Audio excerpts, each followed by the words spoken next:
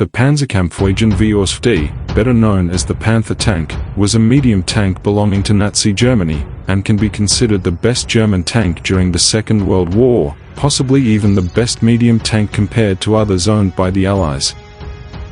This tank was designed and produced to counter the superiority of Soviet tanks, such as the T-34 and KV-1, as well as to replace the Panzer III and Panzer IV, which were considered incapable of performing well against Soviet tanks.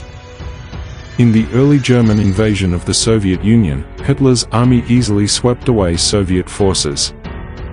However, by the end of the summer of 1941, or during the invasion of Moscow, the German army's progress began to slow down. German generals began to realize that they had a significant problem on the Eastern Front that needed to be addressed quickly for the invasion towards Moscow to proceed smoothly. It was known that the Soviet Union had launched tanks like the T-34 and KV-1 that could rival German Panzer tanks.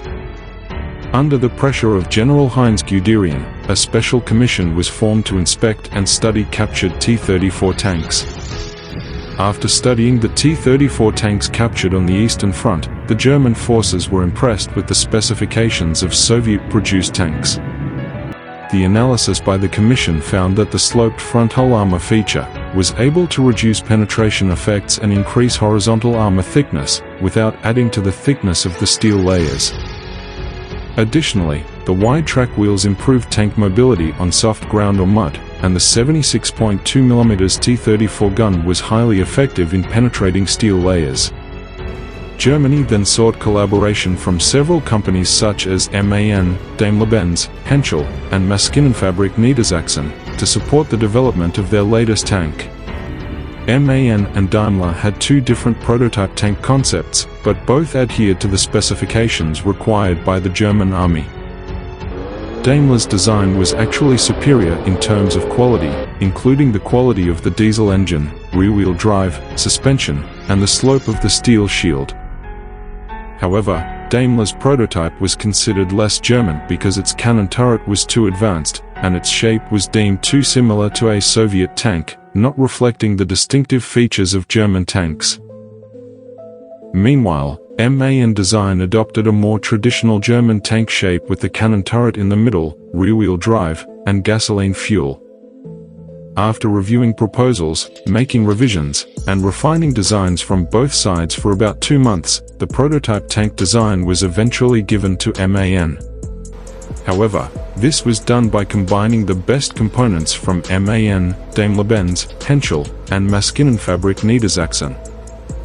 In 1943, with the introduction of the Panzerkampfwagen V, Hitler dubbed it the Panther, a designation that stuck. Although the Panther shared the same engine as the Tiger I, namely the Maybach V12 with a power of 690 horsepower, the Panther stood out with more efficient front armor, better cannon penetration capability, lighter weight, higher speed, and superior ability to traverse difficult terrain compared to the Tiger I. However, the Panther had thinner side armor, making it more vulnerable to shots from the side. Nevertheless, the effectiveness of the Panther was evident when used in open terrain and long-term battles. The production of the Panther incurred relatively more affordable costs compared to the Tiger I, only slightly more expensive than the Panzer IV.